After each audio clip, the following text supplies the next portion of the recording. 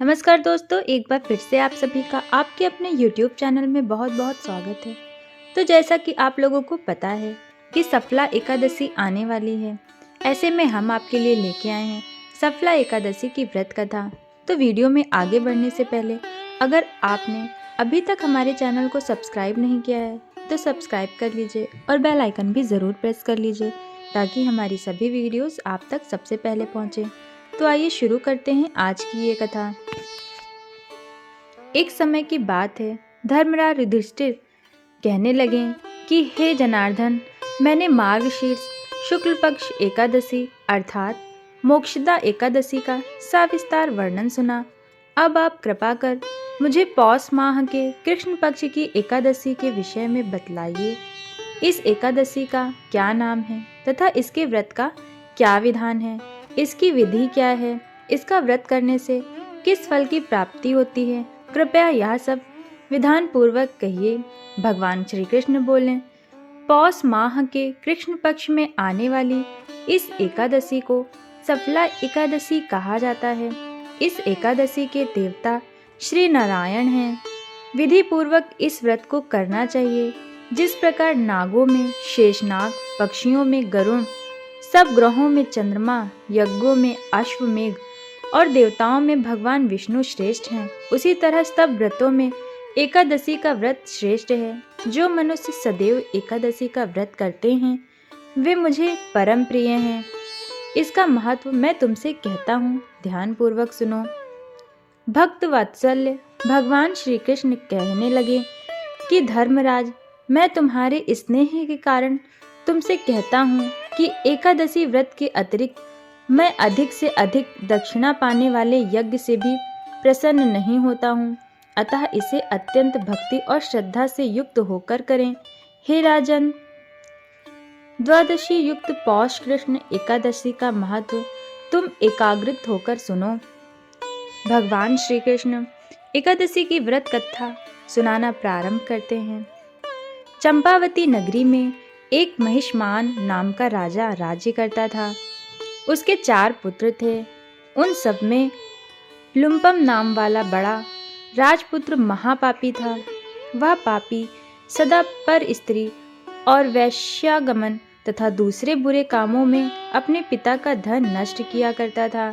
सदैव ही देवता, ब्राह्मण, वैष्णवों की निंदा किया करता था। जब राजा को अपने बड़े पुत्र के ऐसे कुकर्मों का पता चला तो उन्होंने उसे अपने राज्य से निकाल दिया। तब वह विचारने लगा कि कहाँ जाऊं, क्या करूं। अंत में उसने चोरी करने का निश्चय किया। दिन में वह वन में रहता और रात्रि को अपने पिता की नगरी में चोरी करता तथा प्रजा को तंग करने और उन्हें मारने का कुकर्म करता। कुछ समय पश्चात सारी नगरी भयभीत हो गई। वह वन में रहकर पशु आदि को मारकर खाने लगा। वन में एक अति प्राचीन विशाल पीपल का वृक्ष था। लोग उसकी भगवान के सामने पूजा करते थे।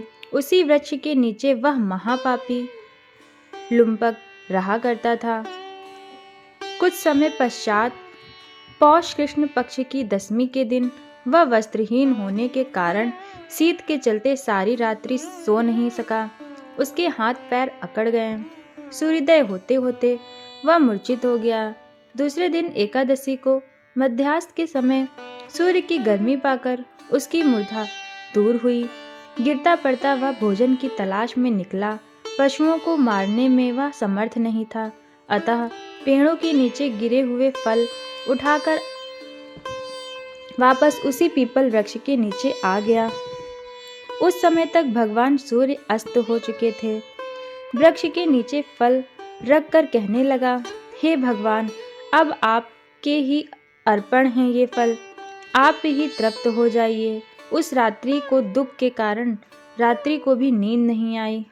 उसके इस उपवास और जागरण से भगवान अत्यंत प्रसन्न हो गए और उसके सारे पाप नष्ट हो गए। दूसरे दिन प्रातः एक अति सुंदर घोड़ा अनेक सुंदर वस्तुओं से सजा हुआ उसके सामने आकर खड़ा हो गया।